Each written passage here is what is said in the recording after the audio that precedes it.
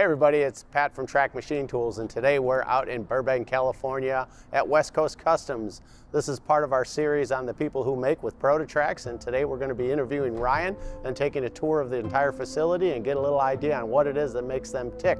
So if you would, follow me in and let's get this thing started.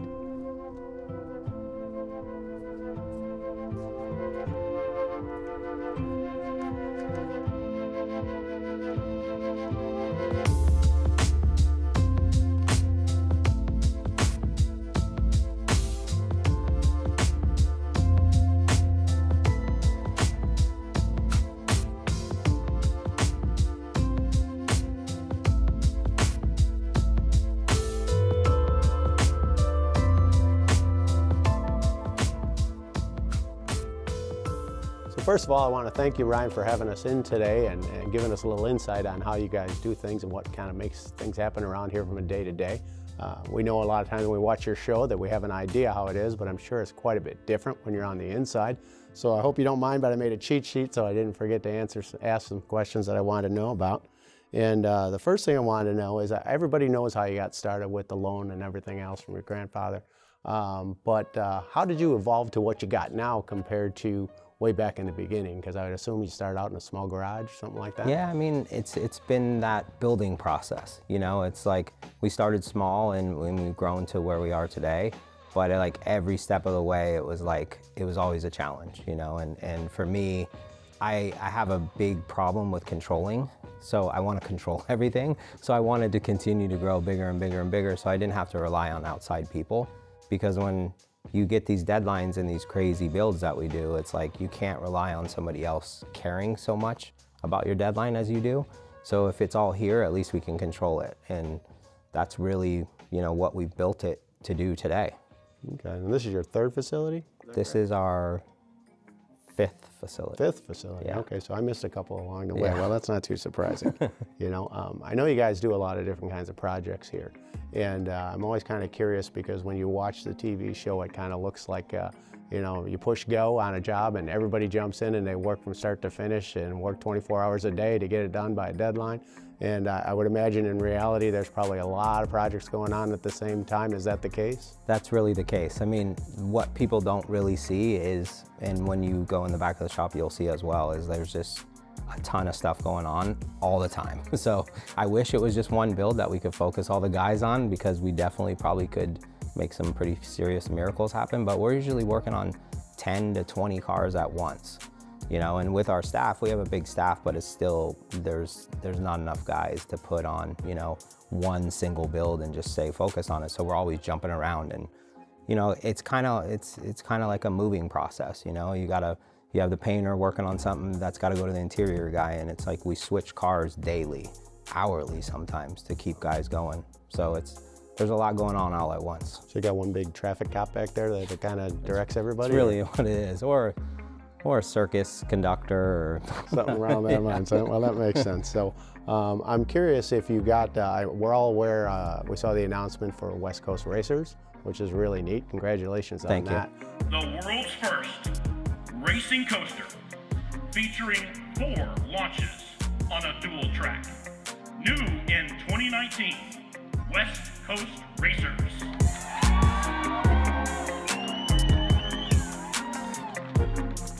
Do you have any other cool things that are coming up that you're really excited about? I mean, that's something, you know, that we've been working on for a long time, the West Coast Racers, and I think a lot of people don't realize like how big this brand has gotten, including myself, of like, we have our own roller coaster that's coming out, and we got to help design the whole space that it lives in. So like all the stores around it really have our touches on it.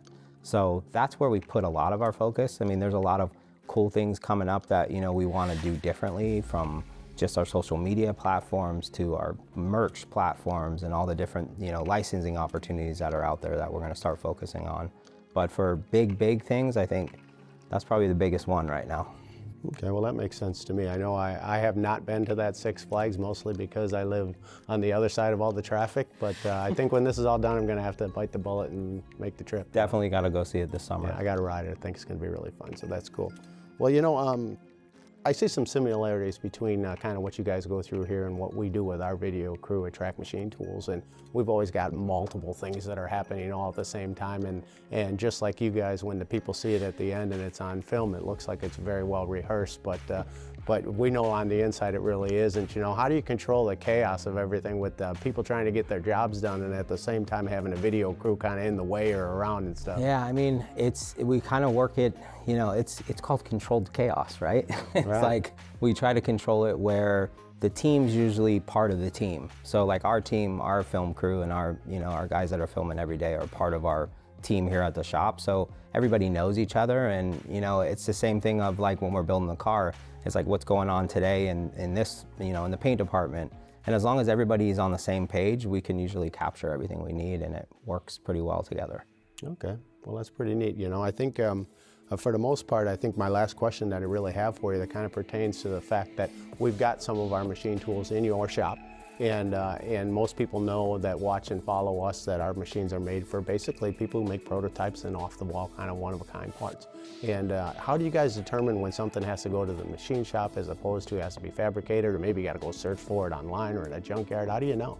I mean, it's different. You know, it's nice having all those machines here because we always have that opportunity of like, okay, we can't find something, or they don't make it anymore, or it's never been made and we got to make it. So being able to have, you know, just from a 3D printer to the scanners that we have, to your guys' machines, to everything else, it really allows us to build like these vehicles you see behind us of like, they don't exist. And when you have stuff that doesn't exist, you got to make it, and you need tools to make it. So TRAK Tools definitely keeps us on track. That sounds good, no pun intended. And that's really neat. So I think the last thing is just, I know we'd like to have a little bit of a conversation with your machinist and get a little more insight on some of the things they're doing and how they've done it and stuff like that. So if it's okay with you, I'd like you to take me on a tour of the shop. Yeah, let's go see it. Fantastic.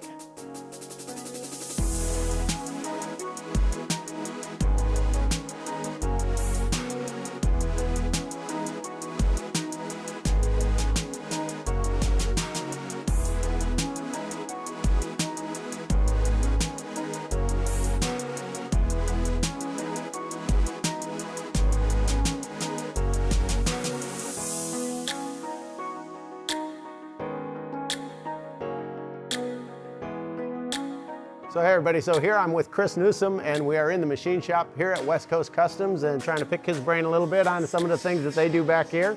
And you know, I know after talking to Ryan a little bit that you know, I was trying to get an idea on when things actually end up on your desk. You know, what's going wrong or what do they need, and you're the last guy that can build it, stuff like that. But can you give me a little insight on how that actually works? My job a lot of times is basically if it doesn't fit any of the other boxes, it comes to me. So when there's a build that requires somebody who can run a CNC machine, or when somebody can tinker with all sorts of random stuff that just nobody else can really handle, or nobody else has room on their plate to do, then it usually comes to me. So I usually do a lot of our prototyping stuff, and I've run our machines 99% of the time. So if you can't weld it, if you can't shear it, you know, and if it would be too hard to cut by hand, well, I'm your guy. So can you give me some kind of examples on some of the stuff that you've done? Yeah, sometimes it's moving a hole, and other times it's making a mounting bracket, and other times it's making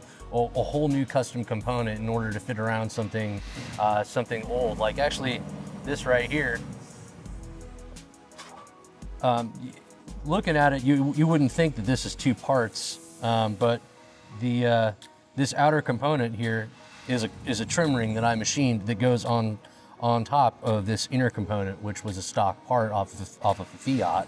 Okay. So I had to machine this so that it fit around this very precisely and also fits into the grill. I mean, it's kind of one of those things where you don't know what you're going to do till they bring it to you.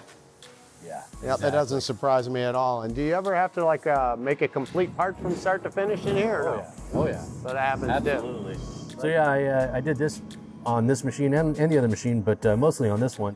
And this is a front end component for a Celine supercar.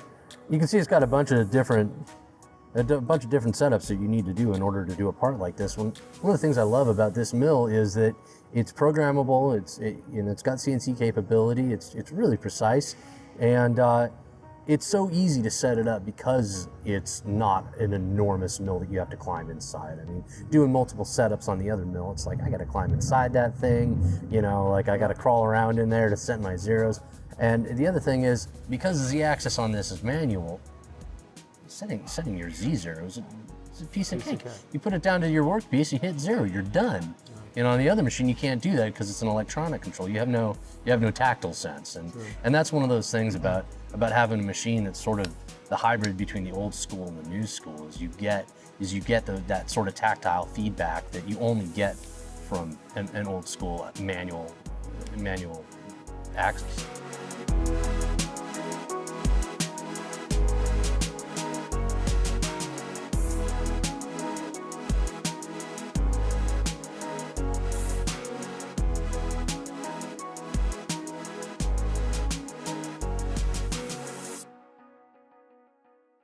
Well, Ryan, I want to thank you for the tour. It's very enlightening. I really appreciate everything I got to see. Thank you for coming by. Next time I got my kids in town, I'm going to bring them and the grandbabies around so they can see all this neat Bring stuff them by. too. It's always great to come see, and you know, we love your guys' support, and thank you. Well, I look forward to a long relationship of helping each other out, and we'll see you in the next video. Let's do it.